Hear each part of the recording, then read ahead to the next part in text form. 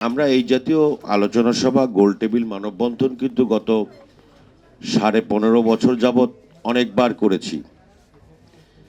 সেই মানববন্ধন এবং গোলটেবিলগুলোর থেকে এখনকার প্রোগ্রামগুলোর কিন্তু কিছুটা ভিন্নতা রয়েছে। দাবিগুলো একই রয়েছে, কিন্তু যাদের কাছে দাবি করছি তাদেরকেও আমাদের লোক বলে আমরা দাবি করি। অর্থাৎ একটি অগণতান্ত্রিক স্বৈরশাসকের অপকর্মের বিরুদ্ধে, অগণতান্ত্রিক স্বৈরশাসকের বিরুদ্ধে আমরা লড়াই করেছি যেই দাবিগুলো নিয়ে, ঠিক সেই দাবিগুলো স্বৈরশাসকের পতন হওয়ার পরে আমাদের রক্ত, আমাদের শ্রম, আমাদের ঘাম, আমাদের মেধায় প্রতিষ্ঠিত একটি সরকার, সেই সরকারের কাছে আমাদেরকে একই দাবি করতে হচ্ছে।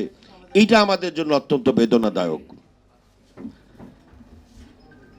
একটি সরকারের 3 মাস এটা খুব বেশি সময় না অনেকে বলেন, কিন্তু 3 মাস একেবারে কম সময় সেটাও কিন্তু বলা যাবে না। আপনাদেরকে আমি মনে করিয়ে দিতে চাই, সেটি হচ্ছে 1975 সালের আগে মুক্তিযুদ্ধের চেতনার দাবিদার শেখ মুজিবুর রহমানের নেতৃত্বে আওয়ামী লীগ ক্ষমতায় এসে আমাদের দেশের গণতন্ত্র, মানুষের মৌলিক স্বাধীনতা, সংবিধান, সংবাদপত্রের স্বাধীনতা সবকিছুই কিন্তু তারা ধ্বংস করে দিয়েছিল।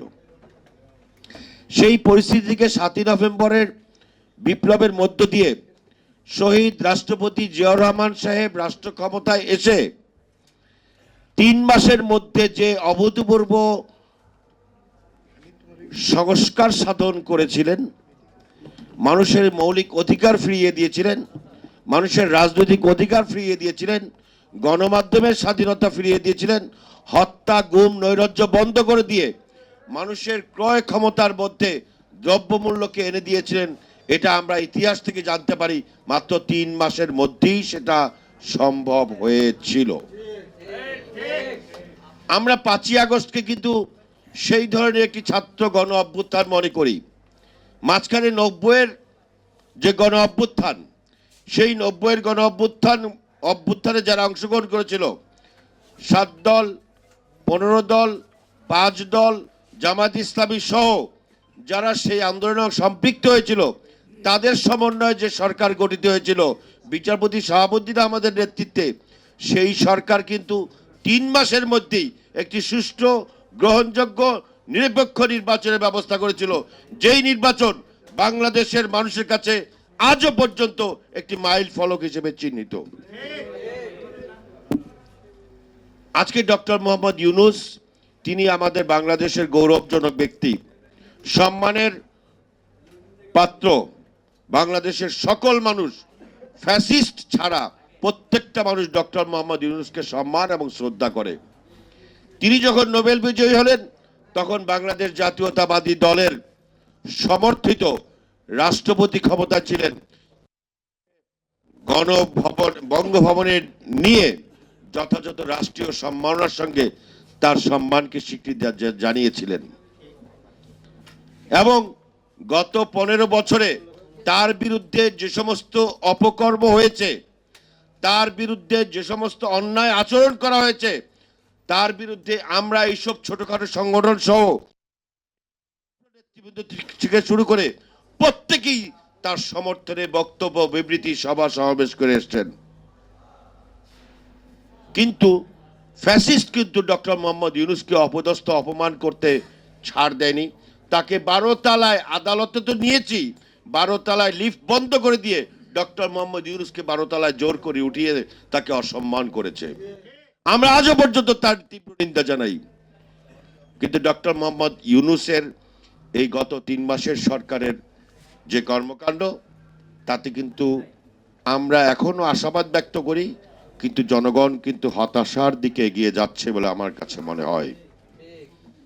এটি যদি ডক্টর মোহাম্মদ ইউনূস লক্ষ্য না রাখেন, তাহলে আমাদের দীর্ঘদিনের অর্জিত, আমাদের সন্তানদের রক্ত, আমাদের শ্রম, আমাদের ঘাম, আমাদের অর্থ, আমাদের সমস্ত কিছু বিসর্জন করে দিয়ে যেই সরকার প্রতিষ্ঠার জন্য আমরা কাজ করেছি সেই সরকারের প্রত্যাশা কিন্তু বিসর্জন হতে পারে। আর সেই কারণে আমরা ডক্টর মোহাম্মদ ইউনূস সহ উপদেষ্টা মণ্ডলীর যারা রয়েছেন, আমাদের নেতা ভারপ্রাপ্ত চেয়ারম্যান জনাব তারেক রহমান সাহেব, তিনি স্পষ্টতই বারবার জনসমুদ্রে প্রকাশ্যে ঘোষণা দিয়ে বলেছেন এই সরকারকে ব্যর্থ হতে দেয়া যাবে না। কারণ এই সরকার যদি ব্যর্থ হয় তাহলে ফ্যাসিবাদ পুনরায় মাথাচাড়া দিয়ে উঠতে পারে। তার মানে এটা নয় যে আপনারা বিভিন্ন অজুহাতে, বিভিন্ন কথায়, বিভিন্ন লোকদের নাচবেন আর দেশের জনগণের যে মূল আকাঙ্ক্ষা মানুষের ভোটাধিকার প্রতিষ্ঠা করতে সময় লাগবে, সেটা কিন্তু এই দেশের মানুষ কোনো অবস্থায় মেনে নেবে না। এবং আমি খুব স্পষ্টত বলতে চাই, বাংলাদেশের মানুষের যে বাজার মূল্য, দ্রব্যমূল্য, সেটি কিন্তু এখন মানুষের নাগালের বাইরে গিয়েছে। আপনাদের প্রতি সম্মান জানিয়ে, ভালোবাসা জানিয়ে হয়তো মুখ দিয়ে খুব জোরে উচ্চারণ করছে না, কিন্তু মানুষের পালস আপনাদের বোঝা উচিত। যে কোনো মূল্যে দ্রব্যমূল্য নিয়ন্ত্রণের এই সিন্ডিকেট, আওয়ামী আমলের তৈরি করা সিন্ডিকেট ভেঙে দিয়ে দ্রব্যমূল্য অতি দ্রুত মানুষের নাগালের মধ্যে নিয়ে আসার ব্যবস্থা করা প্রয়োজন। দ্বিতীয়ত, বাংলাদেশের মানুষ গত 15 বছর ভোট দিতে পারেনি। 30 বছর, 35 বছরের একটি যুবক, সে এই ভোটের অধিকার প্রতিষ্ঠা করবার জন্য, ভোটের অধিকার প্রতিষ্ঠা করার দায়িত্ব আপনার। আমাদের নেতা জনাব তারেক রহমান সাহেব গত 15.5 বছর যাবৎ বলেছেন ভোট জনগণ কাকে দেবে, ভোট আপনি কাকে দিবেন সেটা আমার দেখার বিষয় নয়, আমরা ভোটের অধিকার প্রতিষ্ঠা করতে চাই। আপনি ভোটের অধিকার প্রতিষ্ঠা করে একটি নির্বাচিত সরকারের হাতে ক্ষমতা দিলে তারা ঠিক করবে যে দেশের জনগণের জন্য কি কি সংস্কার প্রয়োজন। সব সংস্কার একটি অন্তর্বর্তীকালীন সরকার কিন্তু করতে পারে না। আপনার সরকারের নামই হচ্ছে অন্তর্বর্তীকালীন সরকার। অন্তর্বর্তীকালীন সরকার দীর্ঘমেয়াদী সংস্কার করতে পারে এটা আমরা বিশ্বাস করি না। আপনাদের সফলতা কামনা করি।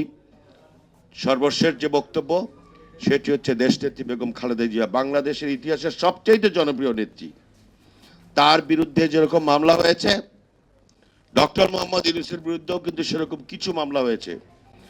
বেগম খালেদা জিয়াকে যেভাবে অন্যায়ভাবে জেল দেওয়া হয়েছে, ইতিহাসের সমস্ত রেকর্ড ব্রেক করে লোয়ার কোর্ট থেকে গিয়ে হাইকোর্টে গিয়ে তার মামলার মেয়াদ বৃদ্ধি করা হয়েছে, তার মামলা 5 বছর থেকে 10 বছর করা হয়েছে।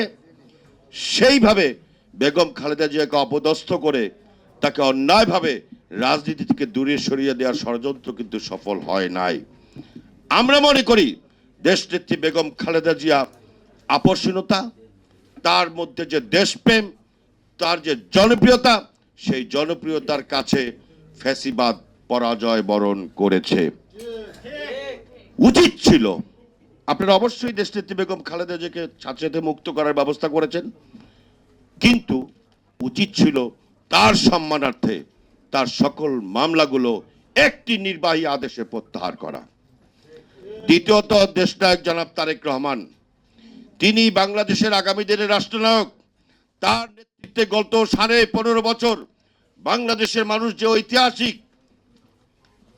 নিরাপদ আন্দোলনের মধ্য দিয়ে ঐতিহাসিকভাবে একটি সুষ্ঠু গ্রহণযোগ্য আন্দোলনের মধ্য দিয়ে বাংলাদেশের মানুষকে জাগ্রত করে যেইভাবে তিনি এই চুলাটাকে গরম করে রেখেছিলেন, যেই চুলার গরম ডিম ভেজে খাওয়ার বিষয়ে আজকে ভাগাভাগির প্রশ্ন আসে যে অমুকে ডিম ভেজেছে, অমুকে ডিম ভাজে নাই, এ সমস্ত বিতর্ক করে ফ্যাসিবাদকে উৎসাহিত করা হচ্ছে।